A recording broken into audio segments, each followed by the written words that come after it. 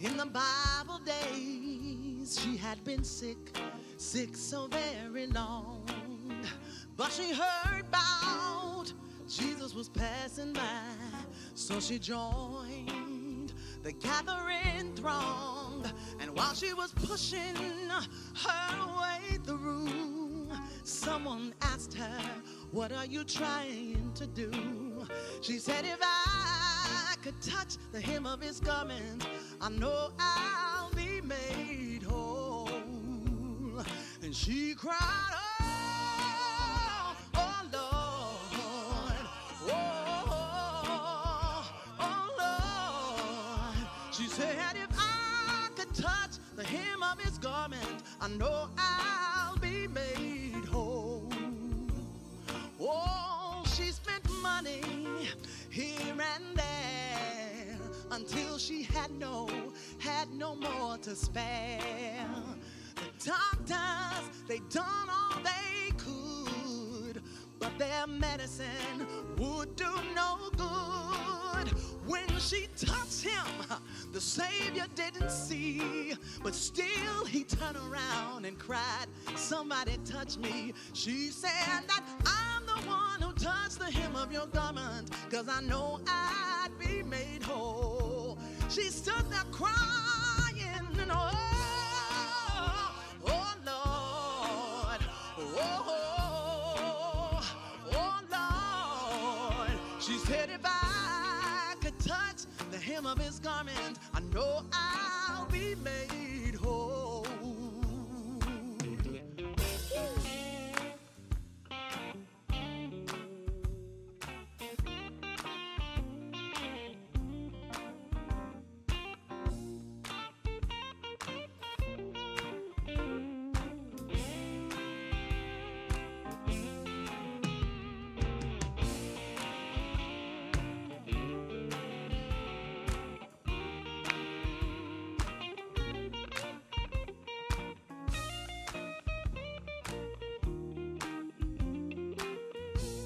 Mr. Luke Darabal. Oh, she cried, oh Lord, oh Lord, oh Lord. Said, "If I could touch the hem of his garment, I know I'll be made whole."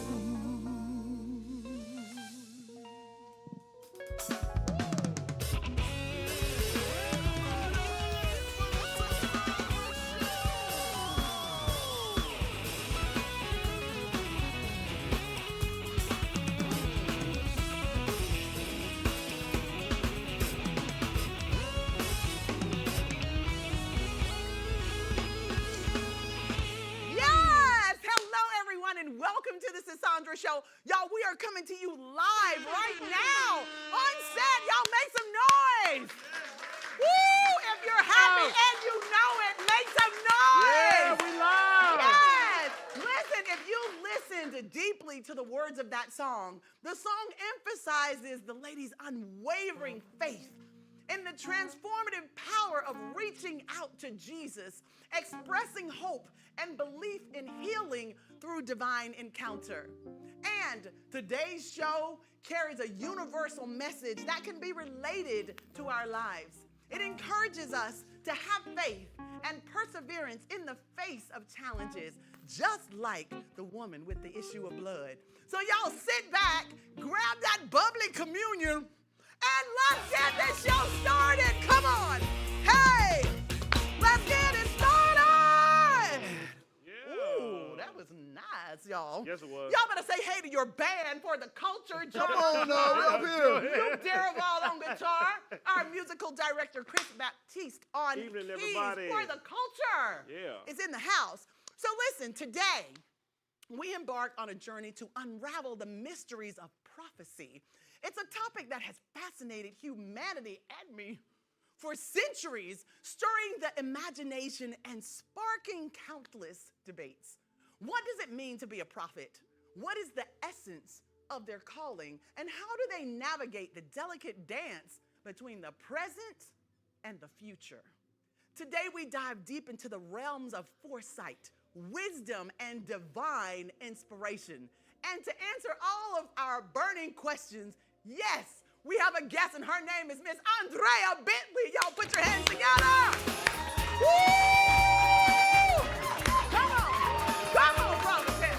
Hey, won't he do it, won't he do it, won't he do it? She's like, I ain't dancing, child. Come on. God bless you.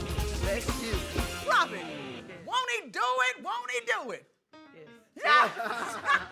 Yes, She got a word for us today. How are you doing? I'm awesome. How are you? You are awesome. I am fantastic, and God made me to be on 10, so you might have to raise up a little bit with me. She's like, you are hype. All right. I'm hype for Jesus. All right. So thank you so much for joining me again. In your understanding, Yes, ma'am. Prophet Bentley, is it prophetess? How do we say it right? Prophetess. Prophetess Bentley. In your understanding, what does the role of a prophet entail? Well, in depth. Me, I'm a little timid. I'm like kind of laid back. Are so, you? I can tell. Yeah. Can y'all tell? But you got a beautiful spirit. Yes, ma'am. It's being a prophet is a peculiar place. Yes, it is. Lonely. I don't have many friends, but I like it because I don't like a lot of mixing me, and I've learned to enjoy the quiet time with God. Ooh, it's very important. Right. It's so important. How do you discern between personal intuition and what you perceive as divine revelations in your prophetic role? Personal and prophetic, I have to have balance. Because I didn't at first, and I was a person that was very unlearned because I grew up Methodist. Ooh. And I did not know what a prophet was at all. I can understand that. Yeah. I grew up Pentecostal, so I can kind of understand where the prophet come from. Yeah. Yes. So growing and finding out the difference between me and the other person was difficult. Yes. I So, can understand that. Yeah. So how did you discern between this is something I'm thinking or this is something that God has given me? My mom's friends. I think I was about 12. Ooh. And my mom had this friend named Rita. And at 12, I could call numbers, like as in dog trade. Stop it. I was going to say, lottery child, can you give us the lottery? I love it. Don't you tell me they was getting numbers out of you. Yeah, they were. Did they win? Yeah. Oh, my God. What a friend. Go ahead. We having you. So my mom didn't know that her friends were pumping me for information. And I knew at that point that there's a difference between this voice I hear and what I perceive as being me. Ooh, so that was the discernment. Because you would say things and you'd see them manifest themselves. Right. Okay. So how has your perception of the role of a prophet evolved over time? From 12 years old to where you are today, how do you see the evolution of your journey? It's dangerous. Ooh. Because when I first realized that the things I was seeing was not of the norm, things I would see things on TV, I would see down to the point where someone was going to leave this earth. Oh, wow. And then even about COVID, 3 years ago, almost 4 years ago, I had this dream that people was coming to the church, and I kept telling them, go get tested. They would keep knocking in the door. Oh, wow. And I would tell them, go get tested. And so then God began to tell me there's something that's going to kill quicker than HIV. Nobody believed me. And things like that, it's like, it gets frightening at times. Of course, it came to pass. I'd just be like, Yeah. So what misconceptions do you often encounter that you feel compelled to clarify? When I have to give somebody I know on a personal base a word, they don't want to receive it me. Because they know you personally. They Yeah. think that you just getting it because they probably shared something with you or Right. you know how their life is going. But it truly is God speaking through you. Right. Wow. Right. And how do they become believers of what you're sharing with them? You want me to be honest? Of course. I don't want you to lie, prophet. Come on now.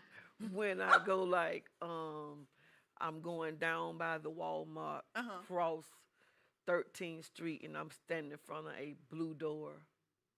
Details. You have details like that? Yeah. Mm. Yeah. Do people really want to know? Yeah. They nosy.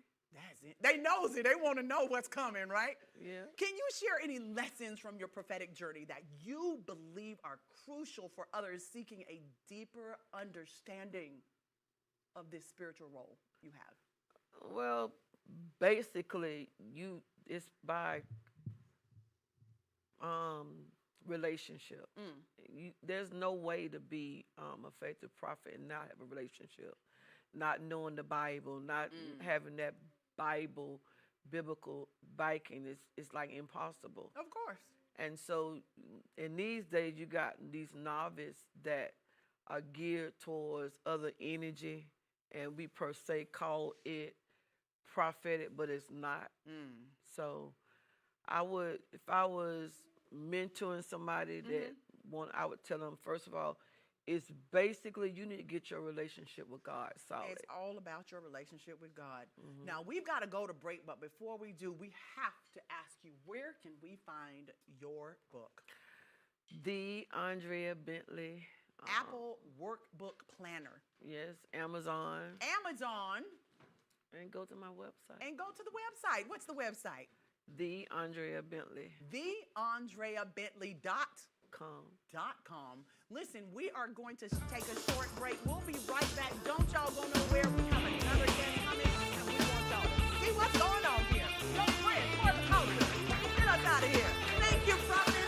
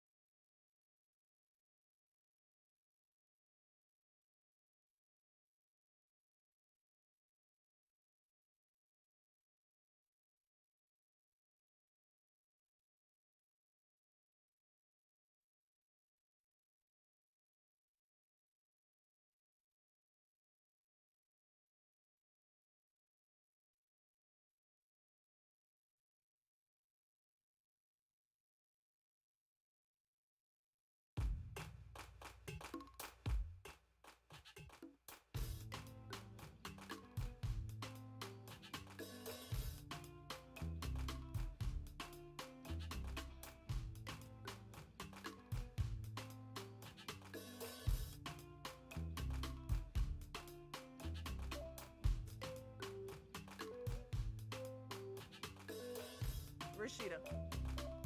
Okay, I didn't hear you. Okay. I'm just going to let y'all count down, and then I'm just going to be loud. Go ahead.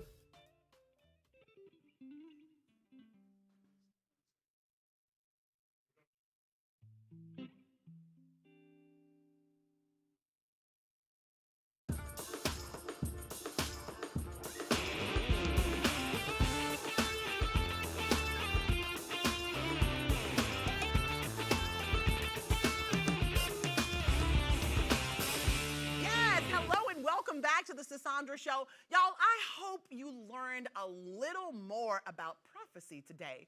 But now we are moving on to dive deep into discovering your hidden potential.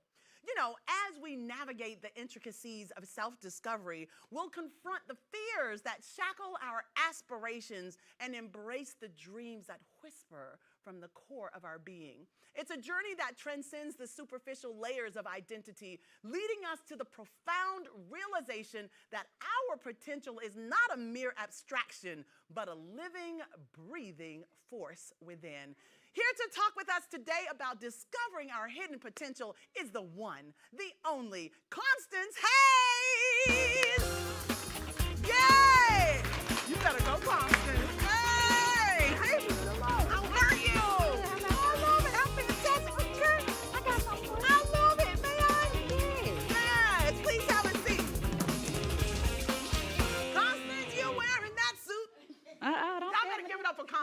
suit. Both of my guests just look so amazing today. Thank you so much for joining me. Thank you. I try. I got a great team. I don't wake up like this. They be lying when they say they're waking up like this. I don't wake up like this. I have a great team. Thank you so much. So before we go deep, tell us about your book, please. So my book is Unleash Your Creative Potential, A Journey to Self-Confidence and Greatness, written by myself, Constance Hayes. It pretty much focuses on allowing you to be great, allowing you to pour into yourself, allowing you to allow yourself to reach your highest potential and not limit yourself. I love it. Allowing you to just be anything and everything you want to be. Oh, anything and everything that you want to be. On our first show for the year, we said that this is the year of me, and you are definitely confirming. This is the year of me. Me meaning y'all, every last one of you. It's your year and taking charge of who you are and what you want to be. Now listen, y'all can put your hands together for that. It's the year of me. So listen, trauma, I'm going to put this right here so they can get a shot of it. Trauma can be a very powerful force in shaping our lives. Would you please open up about the specific trauma experiences that played a significant role in your journey of self-discovery, Constance? Well, truthfully, I discovered my ability to write at the age of 6 years old. Oh, wow. Like 5 years ago? 6 years old. Look, okay, 5 Come years on, ago. I got to do it, y'all. Okay. And honestly, lifehood trauma can be an important aspect of your life, but it does not have to define you. True. In itself. So you can use it as motivation. My mom was killed when I was 1. No. So that, yes, ma'am. I'm so sorry. It's okay. God kept me straight and great. Oh my goodness, 1 year old. Yes, ma'am. I'm so sorry. And it just from that, it allowed me to understand that I had feelings that maybe sometimes wouldn't be able to express through saying it to a person. So writing was my go-to. Writing was my coping mechanism. Writing was also just a way for me to be free in a sense. So if I told it to somebody, maybe I have to get a reaction. Yes. But if I wrote it down, I looked at my own reaction. I read it out loud to myself. I allowed myself to be my biggest cheerleader as well as my biggest booster cable. That's so powerful. You learned the power of writing at such a young age. Yes, ma'am. My goodness. Whew. So traumatic experiences can instill self-doubt and uncertainty. How did you overcome any feelings of inadequacy or fear that may have arisen from your traumas? Well, honestly, I just understood at an early age that in life things happen. And if you allow it to break you down, you'll never get back up. It's hard to hit rock bottom and try to pick yourself back up. But if you allow yourself to be a driving force, allow yourself to be strong, allow your mental capacity to be greater than anything you ever imagined it to be, you'll be great. You keep pushing forward. Thank you. You better come on and keep saying it, y'all. Is she not great? Thank Talking you. about overcoming. Yes, ma'am. Overcoming. So confronting and making peace with the past is huge. I think we can all agree to that, right? Yes. Confronting and making peace with the past is a big thing. Tell us about your process of revisiting and understanding the past to unlock your hidden potential.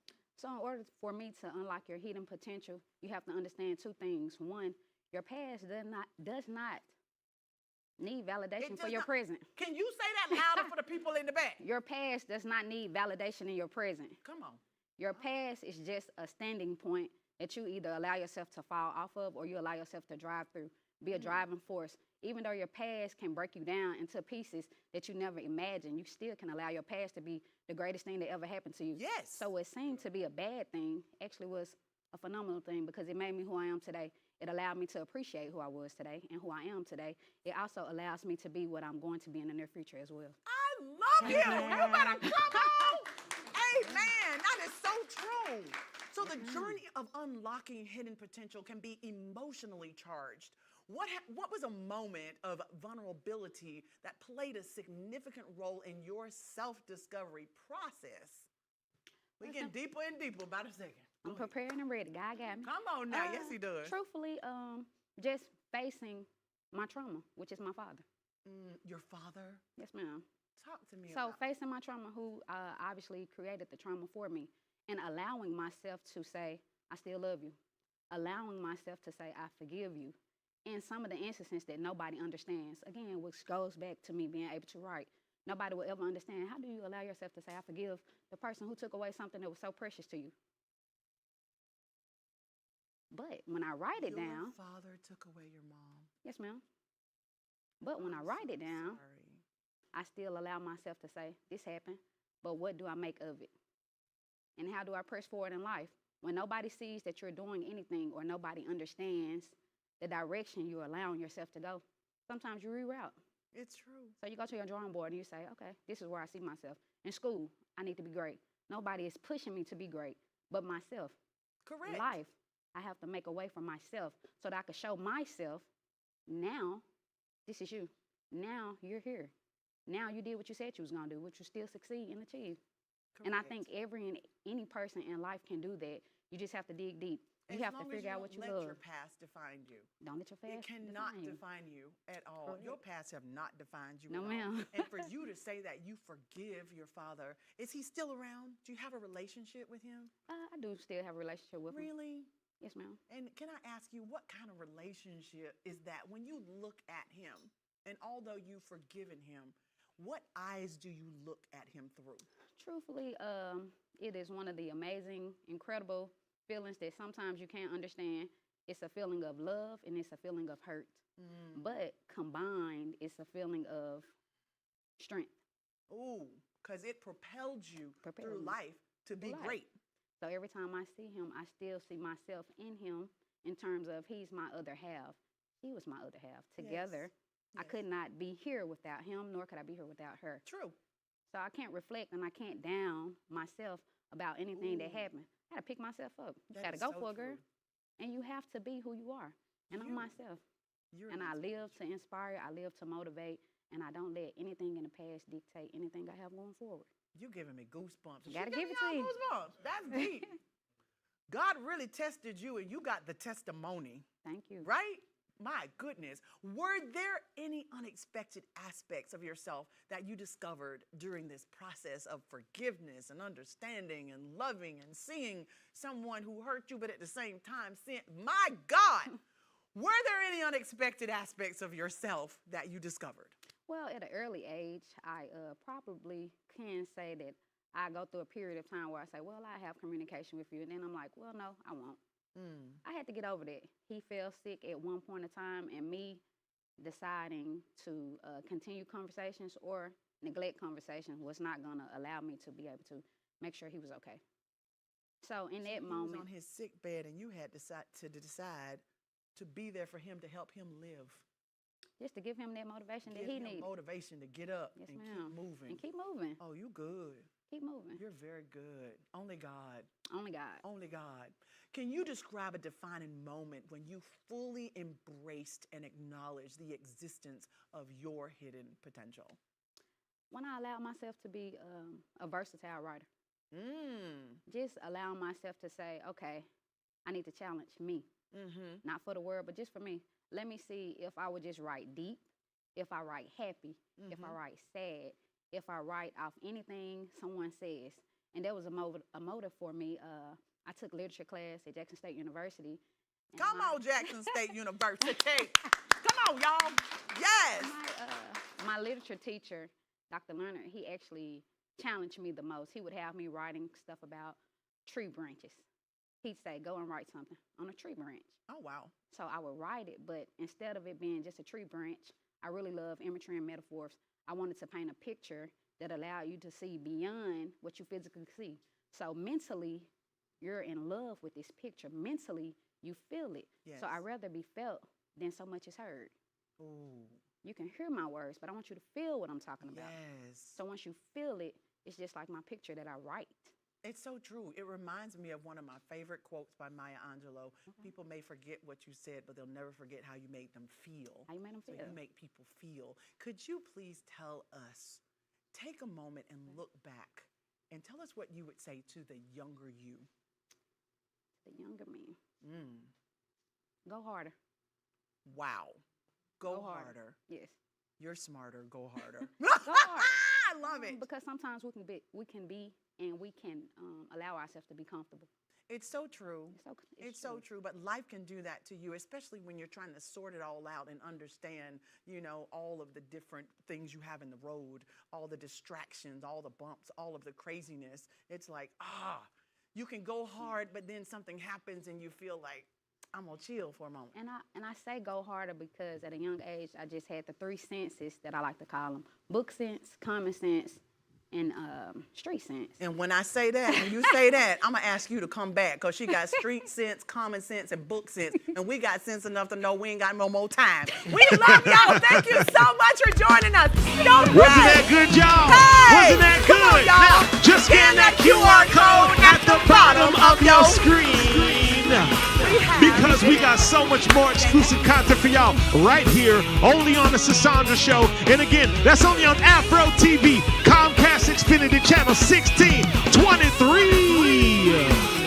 And we are currently streaming on now. Oh yeah, but don't go nowhere. Put that remote down and stick around. We got plenty more great entertainment for you right here, only on Afro TV.